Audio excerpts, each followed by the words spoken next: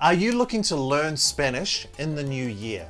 If the answer is yes, then here are some key questions that you really need to ask yourself first before starting. So if you're looking to learn Spanish, now when I say learn Spanish, I mean get to a high enough level that you can confidently maintain a fluid conversation in Spanish with a native speaker. So again, if you're looking to learn Spanish, are you willing to, first of all, spend not days, not weeks, not months, but potentially multiple years learning and studying the language?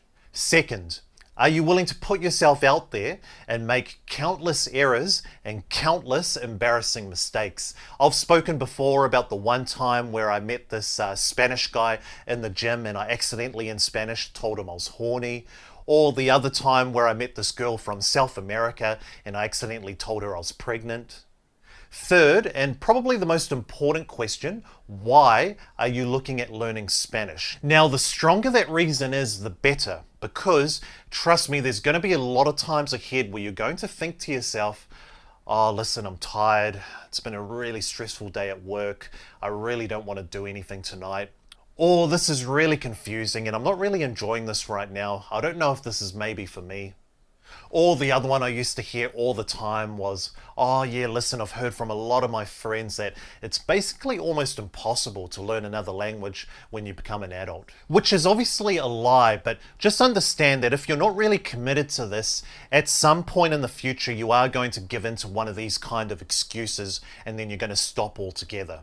The truth is that you can learn a new language at any age. You've just got to remember, just like anything else, it just takes a lot of time, commitment, and consistency. Something else you've probably heard is that it's almost impossible to learn another language, or Spanish in this case, if you're not living in a Spanish-speaking country. Now, the truth is, especially in this day and age and with the technology that we have available, in this day and age, it's never actually been easier to learn Spanish than ever before living outside of a Spanish-speaking country.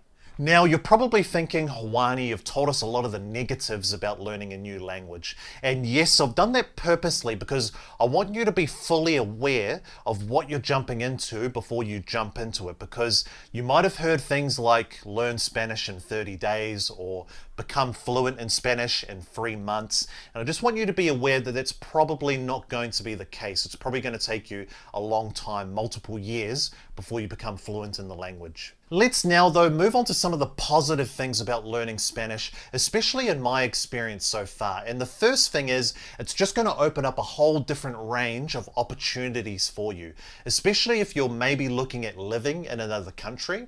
Because Spanish is so versatile, it's spoken in a lot of different countries, so it gives you a lot more options in that regard. Or even if you're looking at traveling more. To give you a really good example for myself, the first time I went to Spain, I couldn't speak a word of Spanish, not a word whatsoever.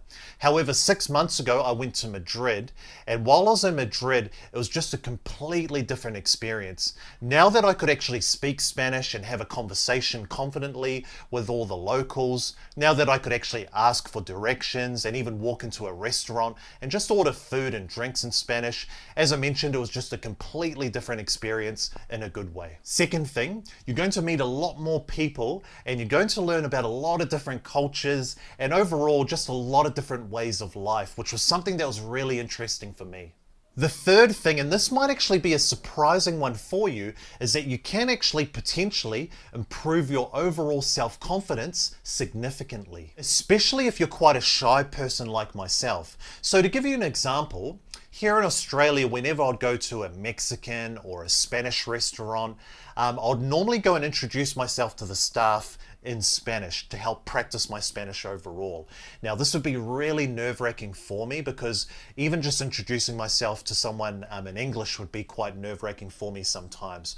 But introducing myself in a language that I wasn't comfortable with, okay, yes, it was really nerve-wracking. I'd often walk away with big, huge sweat marks on my shirt after speaking with someone in Spanish. But after doing it so many times now over a long period of time, obviously it's something I'm pretty confident with now. Now, if you're still here, please consider liking this video or subscribing if you haven't already and you're looking at learning this awesome language with us. But apart from that, hasta pronto.